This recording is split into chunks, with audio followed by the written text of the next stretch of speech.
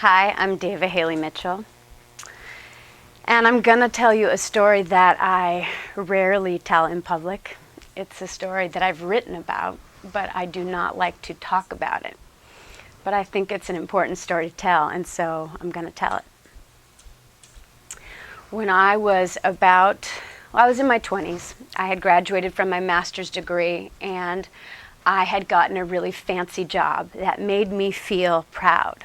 I was working as a management consultant at a very prestigious company, and I frankly was quite shocked that I had been given this job. I had come out of the Amazon, where I was working as an anthropologist, and to land a job in corporate America, for me, made me feel pretty good about myself. I was excited, and I had to work my ass off in this job. And I felt like I was doing a pretty good job. And so I remember about a year into working for this firm, I went in for my evaluation.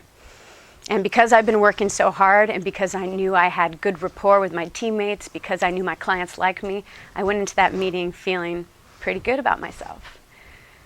And I remember the day where, if you've ever been to a conference room where it's all glass, where everyone can, it's like a fishbowl, so whatever's going on inside the conference room, everyone around you can see exactly what's going on.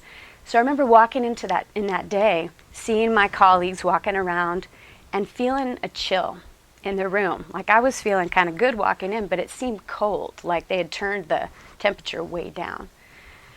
And I remember walking into that room and being told, I don't remember what else was said, but I remember being told pretty right off the bat that words that I did not want to hear, which was I was not meeting their expectations. And they didn't say the words fired.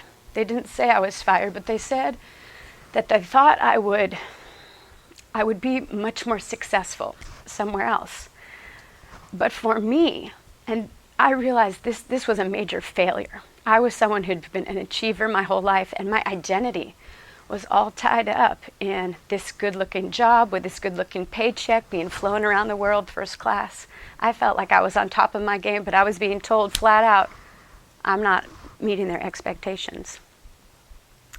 And it was devastating. It was humiliating. I remember the tears welling down my face and being bright red, and my colleagues walking around and seeing me, knowing they knew what was going on, and feeling so ashamed to be me, because I couldn't work any harder. I couldn't do it any different. They was telling me I wasn't good enough.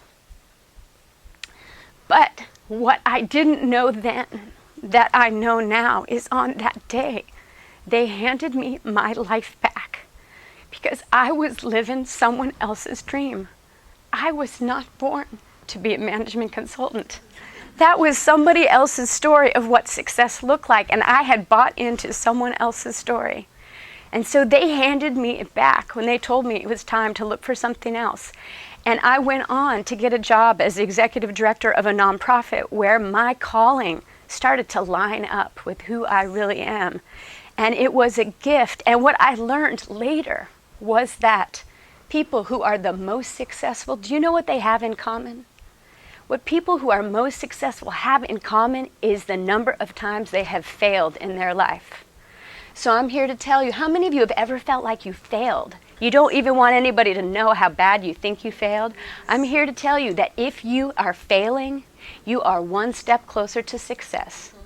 Because behind every successful person is a trail of failures. So I'm here to not just give you permission to fail, but to tell you, if you are not failing, then you are not playing a big enough game.